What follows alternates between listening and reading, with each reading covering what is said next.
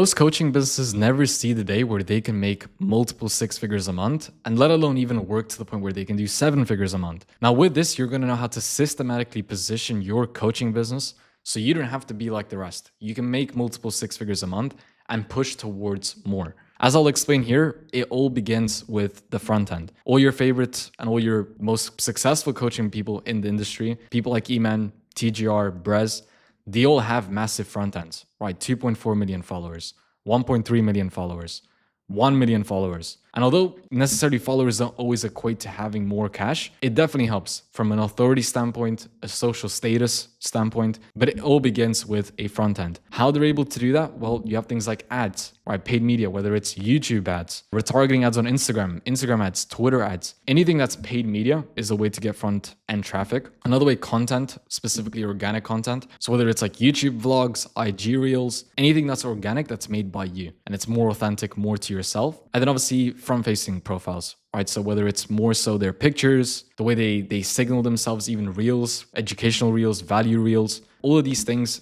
add on to that. And lastly, the inbox, which is pretty much inbound traffic, which we'll explain later how that can be converted. But another way to actually get that front-end traffic where they can be converted. You then go into the next stage, which is a funnel. Eman Gadzi in his recent event had 900,000 people registered for his event. With that was converted through a landing page. Most coaching businesses, at least successful ones, have a VSL, but you can have landing pages that can always be tweaked. But the whole goal of having a funnel is, number one, you're collecting opt-in information. Right, this is going to be a very important aspect later down the process, but you're collecting opt-in information. You're pretty much educating the prospects. You're setting an agenda.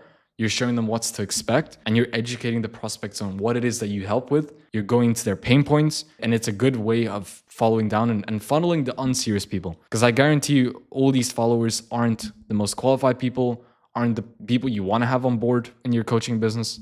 So by having a funnel, it adds that layer of friction, which is the next point, which is having good friction. It doesn't make it easy for people to just flow down the pipeline. It's like by the time they get further, they're more interested, they're more warm, they're more serious. After the funnel, they usually go through a type form and an application form, which is once again adding more friction, filtering out prospects, the unserious prospects to the serious prospects, and it gives the sales team the necessary information, right? So that they can know how to position, how to pitch, how to talk to that type of person. So once again, it gives them the necessary information. That gets screened usually with, this is a Miro sort of template where you can see how it would be screened out and how it would be continued. But with that, the questions you want to ask on your application form is starting off with commitment questions, just kind of testing and kind of gauging their intent, their commitment. So whether it's a mindset question or a time question, in a mindset context, it would be something like, are you in a position where you're willing and able to take the next step in your life in XYZ? And this would be applying to your coaching business. Another question is reason why they think they would be a fit. The frame you want to have is not everybody should be able to work with you. Or you only work with the best people.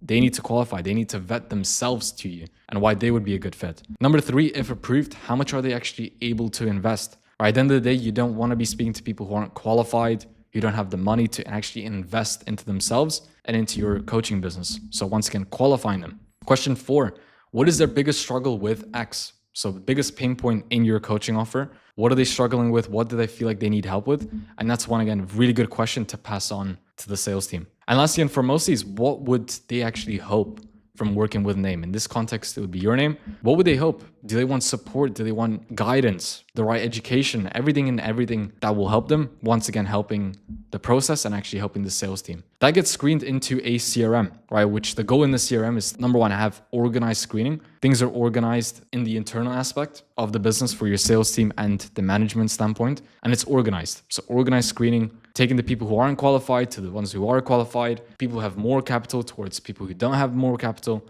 which you can play around with and filter out. Number 2, management of the pipeline, right? As time goes by, you're able to manage the pipeline. You're able to see who opted in a month ago, 2 months ago. They could be dialed back. All of these things as a management of a pipeline, things like follow-ups, you can track it, calling people as soon as they opt in. All of these things are pretty much key factors of having a CRM. And lastly, of course, constant cash. And what a CRM and what a good CRM enables you to do is pretty much use all the people that have already opted in later in the future. So whether it's people you've already closed, whether it's people that you had a sales call and they didn't close, or for whatever reason, you always have that availability to call anybody and everybody. any point of the time to either get them to the next level, give them additional support, check up on them, and like I said, always open yourself to constant cash collected. So in this context, here's an example of smart views, untouched leads, no contact. All these different leads are all organized and screened. Once again, showcasing it there. And another thing you want to do, and what a good CRM enables you to do with the Typeform application as well, is when somebody actually opts in, you want to have in your internal communication a way where people on your sales team are able to call them quick. There was a case study, I don't know exactly the metrics behind this, but people, when they're contacted within the first minute to the first 5 minutes, are more than likely to become a student, right? And that's why you have these automations where you can link them with Zapier, where when somebody actually opts in, somebody on your sales team can see it on the channel and can already call them, text them, get them on the phone so that they, again, are primed up. Moving forward, you go into the setting process. And obviously me being a setter pre-handedly before, where I used to set deals for 10K, I used to set more deals for 10K, 7.5K. I've had weeks where I've done 42K in a week. All of these above, when it comes to setting, it's a very important aspect where number one, you'd reach out to people within the first minute to the 5 minutes, just like I explained just then.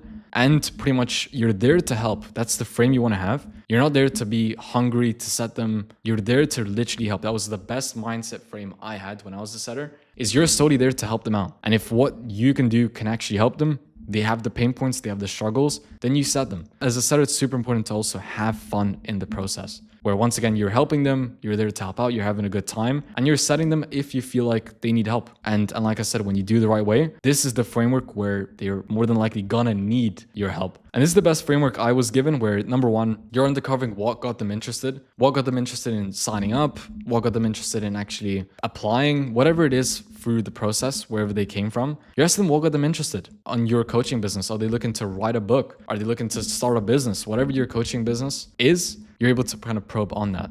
Secondly, what are they currently doing now to try and overcome this and achieve what they're interested in? Thirdly, why is their current situation not the ideal situation? What are they struggling? What do they feel like they need help with? What's going on that's not making them achieve what they want? Then transitioning to what is it that they do want? Is it an income goal that they want to do? Is it a life thing that they want to accomplish? What do they actually want? Probing into it deeper. Why do they want it? Why it's important to them? In the context of somebody wants to start a business online, why is that important to you? I mean, why do you want to start a business online? Is it financial freedom, spending time with your kids, being able to retire, set up for generational wealth? Whatever it is, probing deeper. Consequence doesn't really need to be, that's why I put it here option. I used to do it as an optional standpoint, but consequencing them. I mean, what happens if you keep on doing what you're doing now? And kind of consequencing them on what happens if otherwise. And then lastly, if you did this correctly, you probed, you had the information, you had fun, you were there to help them, you then pitch it to the closer. In a way, you frame yourself as somebody who isn't the main guy. You're there just to help out. You're there to just give free resources. And then the person you're setting up to them, if done correctly,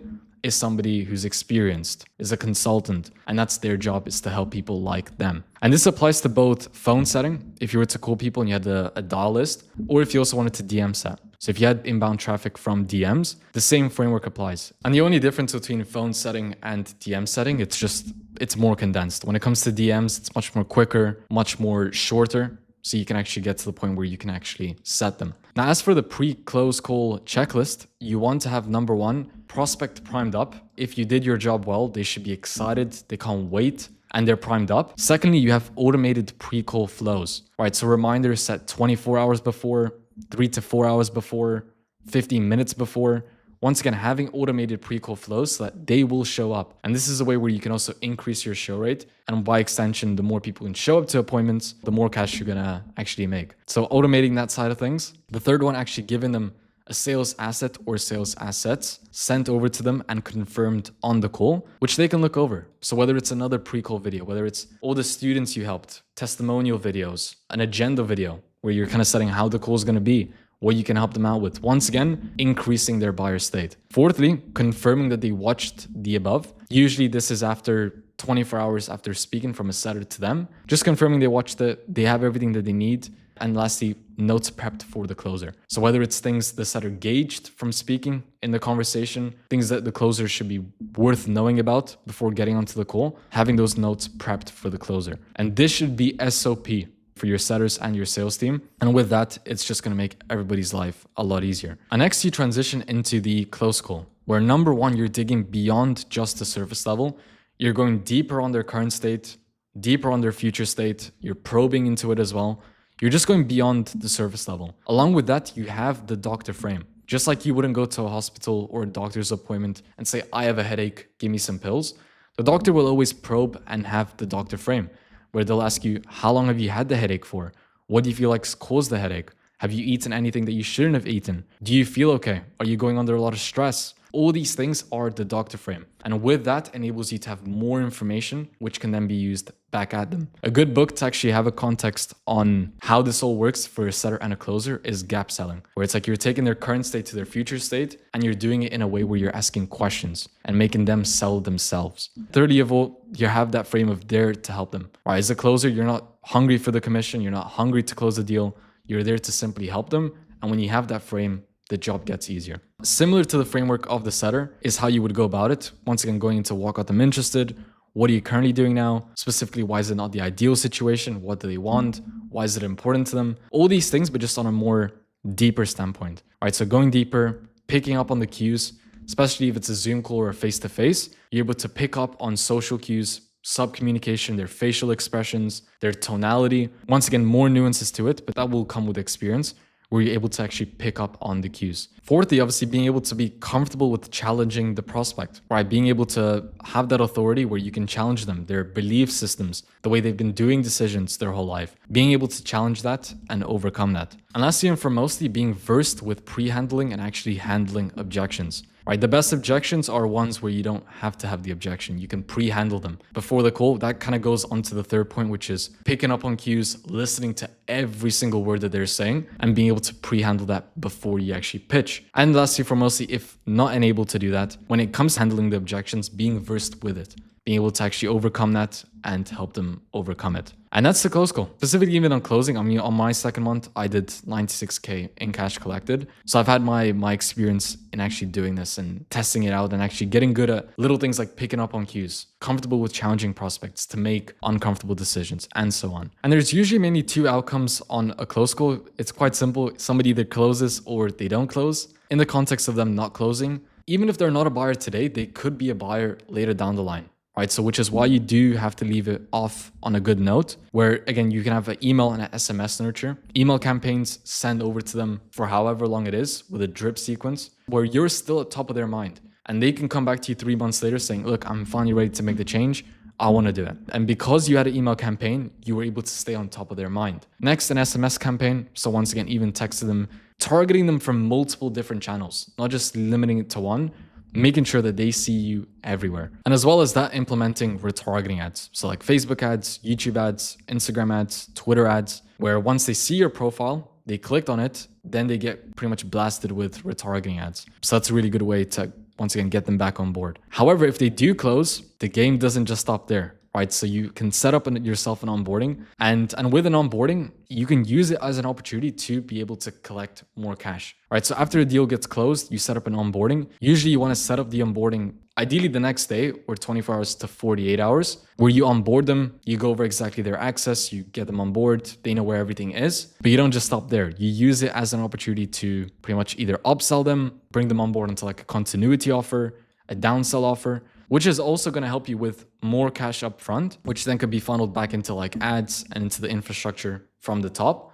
Upsell in the context of if you have a tiered system on your coaching business, them getting onto the next level, a continuity offer, whether it's a software, a specific subscription that's going to help them that they will need to do on an ongoing basis, or a downsell offer. So once again, just another opportunity to collect more cash. Very few people actually do it and actually implement it. I mean, I've seen it firsthand where you can have a coaching business and 40 to 50% of all revenue comes from the onboarding calls. And with that, that's how you actually grow your coaching business to multiple 6 figures a month. When you have everything systemized, and as I always say, you do the basics, but more importantly, you do the basics well. And if you want to see how me and my team can actually help you perhaps implement some of these things and help you get to that point where you can have multiple 6-figure months, there should be a link at the bottom of the video where you can look at a calendar and availability. You can find a time, and if it seems right, we can help you out. I'm more than happy to do that. And like I said, I hope you guys enjoyed the video, you took value out of it, and implement these things, because all of these are very basic fundamentals, but most people can't even do the fundamentals right. So make sure you do,